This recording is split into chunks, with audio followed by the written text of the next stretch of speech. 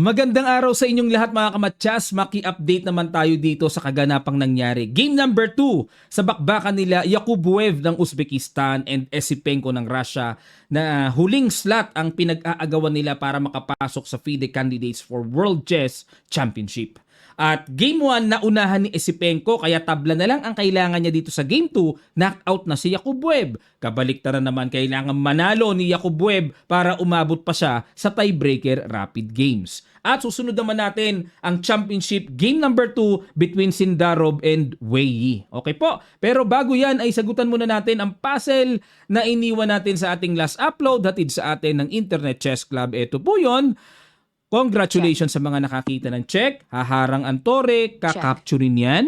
Obligadong queen. Kasi imagine niyo po, pag king ang pinang-capture, may check dyan, iwas ang king, may check doon, iwas ulit, mamamatcha sa F1 dahil ang lakas ng tore at ng queen eh. Kaya queen ang pinang-capture, yun nga lang may sapul sa double B. Ayun, sapul ang reyna, queenless, kaya winning for black na ito mga kamatyas. Congrats po ha sa mga nakasagot. At ito naman po, ayan ang iiwan nating palaisipan sa video na ito. Actually po sa mga nanood ng ating live streaming kahapon, maraming salamat sa inyong lahat. Sinagutan na natin to eh, pinasadahan na natin. Sa mga naaalala, lapag nyo lang po ulit ang inyong kasagutan sa comment section below. Pang-suporta nyo na po sa video na ito. At sa mga hindi pa alam, ayun, pag-isipan nyo po. And then, ang link lang ng puzzle na ito, popost lang din po sa comment section down below. Nakapin mga kamatyas. Alright? Black to play and win. Hanapin nyo po yung spectacular na gagawin ng black dito. And then, nais ko rin pong i-congratulate ang mga nanalo sa ating raffle, especially sa nakakuha ng 1,000 pesos. Di ko na po sasabihin ng kanilang mga pangalan, Pero kung gusto nyo pong malaman, panoorin nyo yung ating live streaming kahapon. Recorded lang po, nasa YouTube at nasa Facebook. Ayan, pero congrats sa kanilang lahat. At meron tayong panibagong ngayon, setup and task na gagawin para makapasok kayo sa raffle for next week Tuesday. Papaano? Nasa comment section lang. Comment is the key. Nandun lang po ang instruction. Kiklik nyo lang ang link. Dire-diretso na po yun para makapag-entry kayo. Meron tayong task missions na tatapusin dito po sa Internet Chess Club. Pinaka-entry nyo para sa ating next raffle. Okay. Sa iba pang mga bagay, tuloy muna natin itong pag-a-analyze natin mga kamatyas mamaya na po. Gamit nating board ay board ng ICC at meron ng evaluation bar. May bar na. Nag-knight F3 dito si Yakubuev. D5 si Esipenko. Nag-G3. Okay, fianchetto system ang pinili. Knight F6, Bishop G2, E6. Castling Bishop E7. Samantalang simple lang si Esipenko. Develop lang. C4. Ayan. Nauwi na po sa pagka-English, nag-castling, nag-D3. Ayan. Dito po kasi, kung idediretso ng D4, katalan na yan. Baka capturein ni Esipenko yan. Naku po, napakalawak ng mundo, napakalawak na ng pagka-bookline ng Catalan opening. Siguro, alam na nila sa isa't isa, nag-D3 na lang para medyo maiba-iba. Nag-C5 dahil walang D4, ginarab naman ni Esipenko ang opportunity na siya ang aagaw or nakakontrol sa D4 square at nag-knight E5. Ayun, para bukas kagad. Siga kagad yung knight. Kakaiba yung knight. Nag-A6. Okay, intay lang muna. Queen B3. Ayan na po. So, itong Queen B3, develop, pero pinipigilan ang bishop na makadevelop. Syempre, kasi di maiiwanan yung B7. So, may pressure sa B7. Sa madaling sabi, itong queen. At nag-bishop D6, okay? F4, ayaw magpatinag ni Yakubuev, dinipensahan pa nga yung knight. At nag-queen C7, ayun, pinilahan po ng threat. Kinapture ang D5. Okay, capture, takes, and then bishop takes D5. Actually po, ang novelty parang itong bishop takes D5. Kasi ayon sa record, may knight F3, may knight C3, pero itong bishop takes D5, talaga palang pakain yan. Sadya pala talaga yan, pero nung kinain, malalim pala laman nito. Boom! Sacrifice yung pawn sa D5, natakawan si Yakubuev. Pero ang kapalit naman pala ayan po, ang pagdungaw ng light square bishop. Actually po, pag B5, brilliant eh. Unang-una, pinapakain yung tore. sa A8. 'Di ba? O tapos na 'yun, no? O pero nag-knight F3, umatras lang po para matakpan ang strong diagonal. Pero alamin muna natin ano, bakit brilliant ito? Paano kung capturein ang tore? Ito po, bishop B7. Paano kung gumanon? May knight C6 o di-threat ang queen. Walang pupuntahang iba. Kakapturein po yan. May capture, ayun, may matchas dyan sa G2. Madidepensahan ba? Yes, madidepensahan. Pwedeng harangan ng tore o kaya pwedeng tumakbo para pag-check may bababaan sa kabila. Yun nga lang, may long collides. Makukulong kasi yung queen, mga kamatsas. Yan ang malungkot dyan. Sakit niyan, queenless na eh. O balik tayo. Kaya itong B5, grabe. Para i-ready yung bishop dyan and then pakain. Ay, matindi ang preparasyon dito ni Esipenko, no? Nag-knight F3, bishop B7, queen F5, knight D7. Ayan, pinagde-develop na yung mga pyesa at nag-E4. So dito po bilangan tayo ng pawns. 5 dito, 7. O 1 pawn down dito si Esipenko eh. 1 pawn down. Pero ang kapangyarihan niya dyan, yung bishop pair. Tingnan natin kung mako-convert niya. Nag-C4. Para itong E4 medyo lumambot-lambot kasi talagang aatakihin mamaya ng black yan eh. Para bumuka ang talagang gustong kuntiryahing atakihin dyan ng black. Yung diagonal na yan. Mahina eh. Nag-bishop E3, hindi pinansin ang C4. Teka muna mga kamatsas, no? Preno muna tayo. Pag kinapture kasi ang pawn sa C4, ayun, pipitikin munang paalisin yung queen. Tatakbo yan. Ito ang kakapturein, yung pawn sa E4. Talagang para mapalakas lalo yung diagonal. Naku, madadagdagan pa ng another diagonal. Grabe po yan. Weak na weak kasi napakahina ng light squares ng king side ng puti. Ayun. Kaya yan ang technique ng C4 eh. Para mawala ng depensa yung E4. Pagpitik sa queen mamaya. Pero nakita po yan ni Yakubov. Nag-bishop E3 lang siya. Tuloy lang sa pag-develop. Knight C5 naman si Esipenko. Napansin nyo, no? Libre na yung pawn sa, D3, hindi pa ginawa. Bakit? Anong mangyayari? Pag kinapture po kasi yan, mag-rook C1 or knight B2, rook C1. Ayan. Kumbaga, parang magiging way pa to para pag nabuksan yung C-file, maganda ang attacking magagawa ng puti. Balik tayo. Kaya ginawa dito, pinahinog muna yung pawn sa D3, mamaya napipitasin, nag-knight C5 muna. Total, di pa rin naman makagalaw kasi po may capture doon sa E4.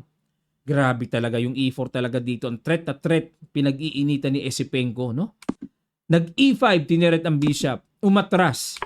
Kinapture na. Capture. Knight D2 and nag-knight D3. Ayan na po. Nagpupumasok. Ayan na, threat yung pawn sa B2. Nag-H4 lang, ha? Okay. Siguro ito idea, knight G5. Parang di talaga maganda sa pakiramdam sa puti yung diagonal. Ano? Tapos gaganon. Nag-rook D8. Okay, so ready lang talagang dito. Nangangamoy maglo-launch ng pambihirang atake ang black dito pagka ganito pumoporma na. Kinakasa ng kinakasa. Hindi mo na kinain yung pawn sa B2, no? Gumanon pa nga malalim. Rook B1 depensa at nag-bishop C5. Hina mo na po. Kinain. Check. Kain. At nag-king H2, ayan na nga. Tingnan nyo kung gaano kalakas ang paglusob ng pasok. Samantalang ang queen parang na misplace pa nga. Idea po ng queen papasok, magku-queen A2 check. Nag-G4 para may extra space ang king doon. Pero dito mga kamatsas, may binitawang brilliant na talagang halos rumaragas ang napakalakas na atake ang binitawan ni Esipenko. Pakiguess nyo po yon sa ilang sandali lang, tutuloy kagad natin. Start!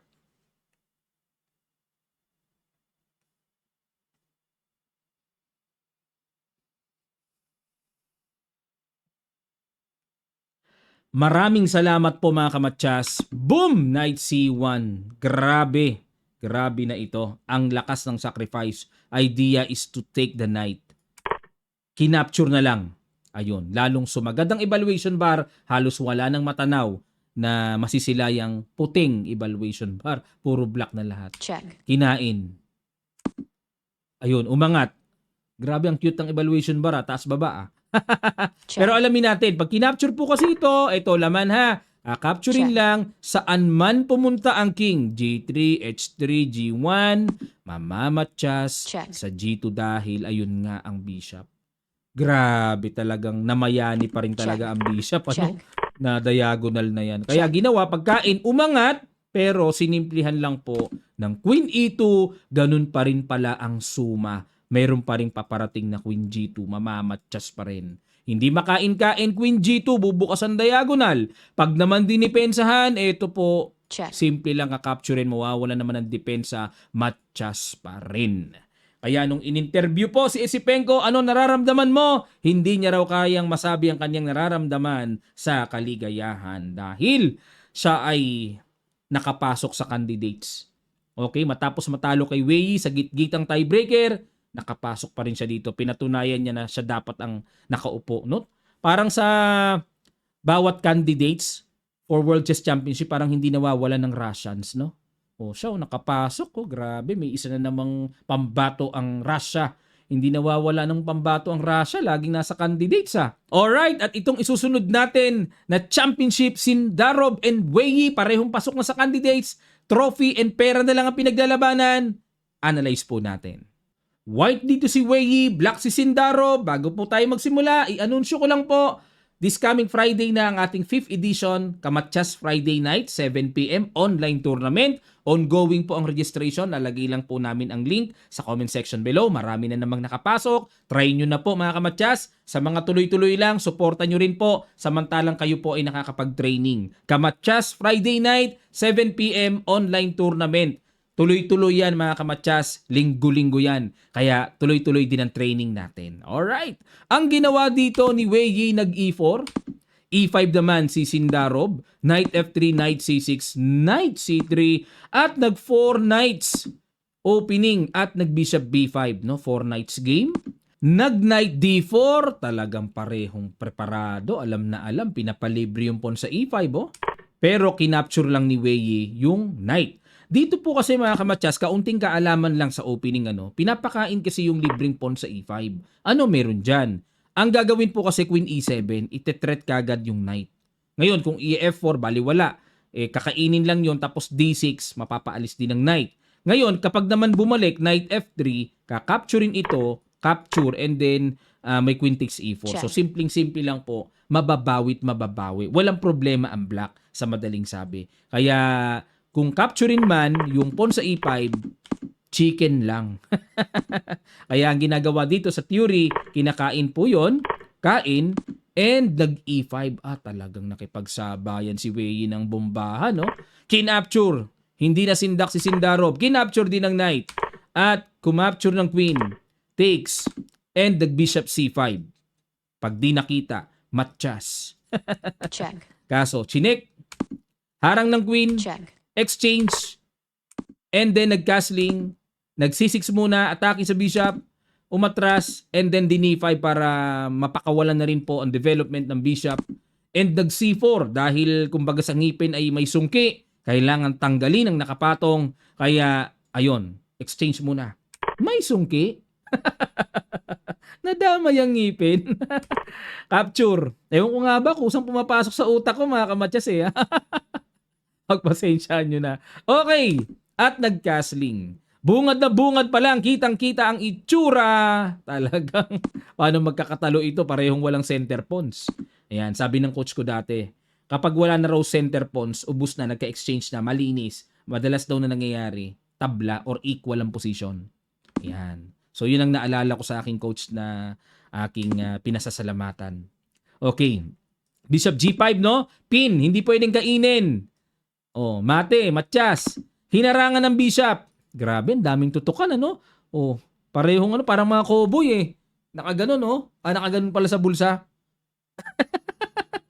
Sino pinakamabilis kumilos? May ganon, may cowboy. O, kinain. Kinain din. Opposite colored bishop.